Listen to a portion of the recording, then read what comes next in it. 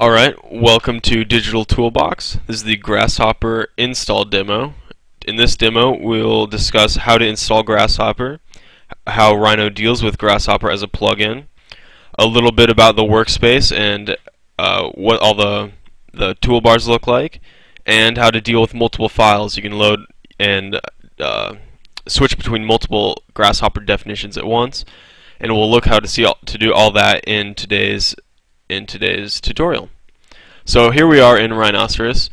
We have just a blank file open, just open this the Rhino, and we will go to the desktop where I just downloaded the latest Grasshopper file. So you can go to grasshopper3dm.com and download the basic Grasshopper beta version that they have right now.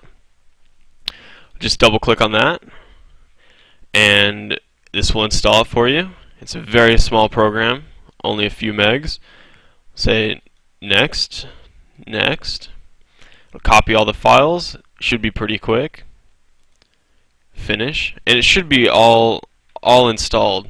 We go back into Rhinoceros, and we can, in the command line, type in Grasshopper. Now it says Grasshopper is an unknown command because we have not installed the plugin within Rhino.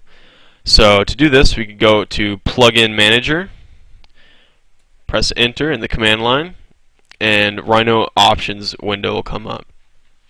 Under Plugins, it says Show All Plugins. These are all of the plugins that Rhino has just with it. This came with the Rhino program. To install the Grasshopper plugin, click on Install, and it'll pop up a window to load this plugin file. So this will be under the program files under Rhinoceros 4. In plugins, Grasshopper has installed their own file folder with their own files in it. So we can click on that and search for just Grasshopper. This is a RHP file, which is a plugin file for Rhino. So we just select that, click on Open, and we'll see down here it has loaded it into this plugins window in the Rhino Options window of Rhino. So it'll say Grasshopper, type utility, loaded, yes. So it should be loaded. Click on OK, and back up at the command line, we can type in Grasshopper, and you can see it already populates it for us, so it knows it's there. We'll just click on Enter, and Grasshopper will load up. This is the straight Grasshopper window. It's within the Rhino window, just like any other window you might have open. We can minimize it, and it minimizes it within Rhino down at the left-hand corner. And then we can minimize Rhino, and it's no longer there. So to go back to it, we'll have to open up our Rhino model again, and then the Grasshopper window will pop up. So the Grasshopper window itself is really pretty basic. We can enlarge it to see more of what we're doing in Grasshopper. At the top, it has the basic File, Edit, View drop-down menus. This is where we'll go to create a new definition, open definition, save them. Different cut and paste options, how to view it, and then some more technical things as well. Over on the right side, we'll see that there's another drop-down window that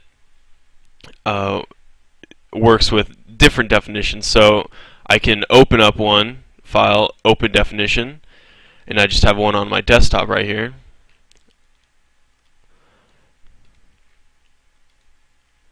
It's a very small definition, and it's called addition. So it says addition right here. I can also open up a new definition and save this definition to the desktop as well, and I'll call this first. This is our first Grasshopper definition. It's blank right now. I don't have anything in it, but it's called first. And up here we can click on this drop-down menu and go back to addition. This is our other definition that we had open. And then we can just click on it again and go back to first, and this is the definition that we just opened right now. So that's how we can use different definitions all at the same time. Below this top toolbar, we have the buttons toolbar, and this is pretty much anything you'll need in Grasshopper is right here in its own button. There's different tabs. These are all separated into different tools that we can use, and they all have different buttons within them. We'll go into more about all these specific buttons later, but this is where everything you need to know in Grasshopper should have its own button right here. Below that is the workspace. We can see how that works in this other definition that I had open called addition. Here are some buttons in the workspace. I can right click and hold down to pan. This is great if I have large definitions and need to get all the way around the workspace. I can also zoom in with a scroll wheel on a mouse. This is just like Rhino or many other 3D modeling programs. Zooms quite efficiently.